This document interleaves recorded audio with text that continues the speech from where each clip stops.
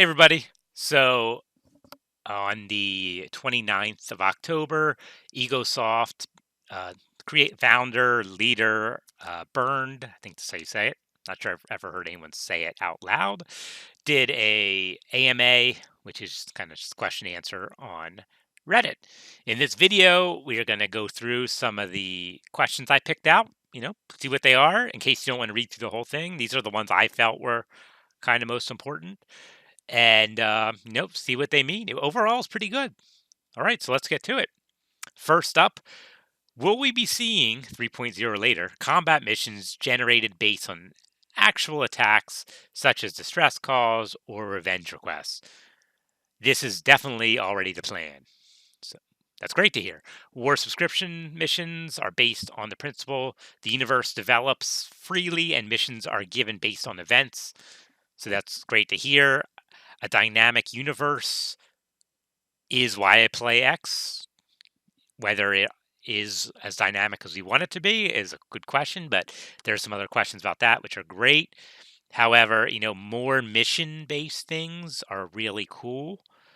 The only problem with that is you get to a kind of point where you just have too much money and the missions don't make sense. However, they can offer different rewards that you can only get through missions. So that's one way to kind of do it. Okay, on to question 2.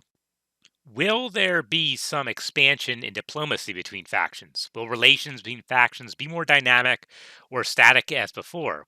Will it somehow impact player faction management? Answer is yes. This is indeed one of the main features of the story plot that comes with the Split Vendetta expansion. The idea to give very rich players the power to actually influence the factions of the game on a diplomatic level. That way, we can showcase the dynamic universe AI and players can decide what X universe they want. That's awesome. So, I think a lot of people are looking forward to this. It'll be interesting to see how it actually works out in practice. I don't want it to be just that, okay, I can have I'm sorry, not the boron, the Argon declare war on the Teladi, and that's that. I would like some more nuance to it, and I still want the rest of the universe to be dynamic. I don't think it's dynamic if I can basically set the relations between uh, the factions. I would like to influence relations or things I do in my gameplay influence the relations, but I don't want to just have like absolute power. It's not a god game. So, yeah, we'll have to see what happens, but that's a great start. On to question number 3. Okay, this is a big one. It's a 7-parter. So we'll just kind of go through this. Are you planning to add more races, such as Terrans as future expansions or unknown races? Already kind of talked about this. They're going to reintroduce a race in the second expansion. Nothing else yet. A focus on if you were to make another X game, do you want to focus on people with lower specs or cutting edge? Um, you know, the answer was lower edge lower end doesn't make sense for the game. That's not too much surprise there. At any point, did you guys think of making an X game that is not a space sim? I love the answer is no. X games means X universe. We may consider other non X number games that are not this hardcore sim with all its features, but they would still be in the sci-fi universe, or else it would not be an X game. So they are in the business of X, which is great. 5 would be adding more Xenon ships, maybe. Why did you change the classification of ships from the M system and the weapons from like light, heavy kind of things to the new system? Apparently, the answer was team felt it was confusing. Things weren't as simple as M1 big, M5 small anymore, which makes sense. That's a very crude way to classify ships. It's effective, but it doesn't add for much nuance in how things work. And then a question about whether the I don't know how to say that word, but we're influenced by H.R. Geiger. I don't know who that is. The answer is No. All right, on the next question. This is something that has been a problem for me, so I'm glad somebody asked it. Will 3.0 have travel drive match speed for fleets, AI, and for player? So this is when you have a little fleet going and your ship's faster than the rest, and then your ship like slows down so the rest can catch up and stuff like that happens. It's very annoying. Answer: we have recently made several AI improvements for squads and fleets to stay together and match speed. Stay tuned. So I really hope that improves because it is really annoying. And like, I definitely don't use autopilot much now when I am in a fleet. I don't mind as much when I send a fleet somewhere because I'm not being inconvenienced and aggravated by the speed changes. But any improvements there will be great. Okay. Next, will you improve the player HQ functionality? For instance, research shouldn't be so easy and light on functionality, and the HQ model should be able to be completed. Research is pretty weak in the game. It's just 10 minutes for each one. So, yeah, it's a good question. And the player HQ, I mean, it seems like they never finished it. So that's a good question. Answer: yes, absolutely. The new 3.0 plot also includes a lot of improvements around research and the HQ in general.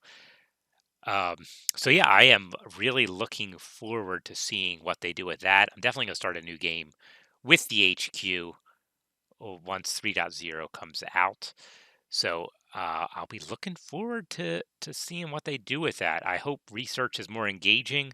Although I've gotten spoiled. I kind of got spoiled by how easy it was to use because 10 minutes here, 10 minutes there, and things like teleportation are very nice to have. So I hope I don't miss those features too much now that they put some more uh, work into them. Next question. How are you going to revamp the mission system? We kind of gotten into this before, but the answer here is a little bit more detailed. They're going to improve the guidance system with better UI and some new generic mission types, and also I think probably most importantly, they're going to add a mail system, which will be used in addition to logbook and briefings to help you organize what you're doing, what's going on during missions, and they may add more sources of missions so you can get from NPCs on stations and things like that. The goal to offer more stories with more depth, special characters, special activities, things like that. I'm all for that.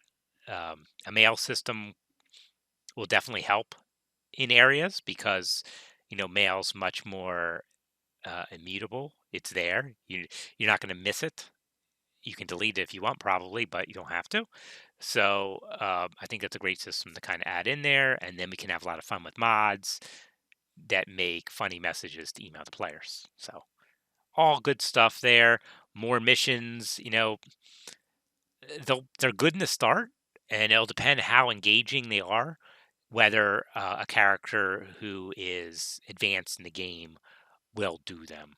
So they'll have to be interesting, have to have some sort of decent rewards, but definitely for new players and keeping them engaged. And if they do reflect the situation around the galaxy, and that's clear to players that these are not just made up on a whim, then I think that they will be very effective. Next question. Can we expect more endgame content? This is a great question. And I think this is what a lot of veteran X4 players kind of want to know about. More endgame content. Yes, very much so. That is our main focus for 3.0 and beyond. And this kind of stuff they're talking about, dynamic race relations, is going to be a big part of what they're planning. Um, so, yeah, we'll have to see how they do that. I am aware that this kind of thing existed in Rebirth, but I didn't play Rebirth much, so I don't know how good it was. But I like that they're concentrating on that, so I can't wait for 3.0. A couple more questions left. Here we go. Could we get a public beta of 3.0 sometime in November of this year? If not, can we get some idea of when the first public 3.0 beta might appear, even if it's just an estimate? Very likely was the answer. Now you can take this one of two ways. The very likely is for the beta in November of 2019. November starts in a few days. That is how I hope he meant it. The second way is that the very likely was for, can we get some idea of when the first public 3.0 might happen, even if it's just an estimate? I hope that's not what the very likely was for. I'm gonna I'm gonna internalize that it was for the November of 2019 because that makes me happy. I mean, they were going to release in Q4 originally, so the idea of a beta in Q4, I don't think seems too crazy, right? I'm not wrong, am I? Okay, next question. Are there any plans for adding more multiplayer content? So multiplayer in X4 is all based around the venture system. Venture system is asynchronous, meaning that you don't directly play with other people. So interesting answer here, though. I assume you already know about our feature of online ventures. So yes, we plan on to improve that by making more and also sooner or later allowing more targeted actions. This may eventually also include the ability to go after other groups of players, etc. But all this is not a top priority, and everything we do is permanently balancing priorities. Online will improve, but not as a very high priority. So it's definitely an insight into kind of what they're planning there. With online ventures, maybe down the line, we'll have to see. Like you said, it's not a priority, so we may never see it. However, uh, it is an interesting I part of the game with a lot of potential. I am definitely in the camp of wanting the single player game solo experience as best as possible as a priority, and so are they. So that's cool and all. I look forward to seeing what they're doing. All right, that's going to about cover it for this coverage of the Q&A. I hope you found it useful. Have yourself a great day.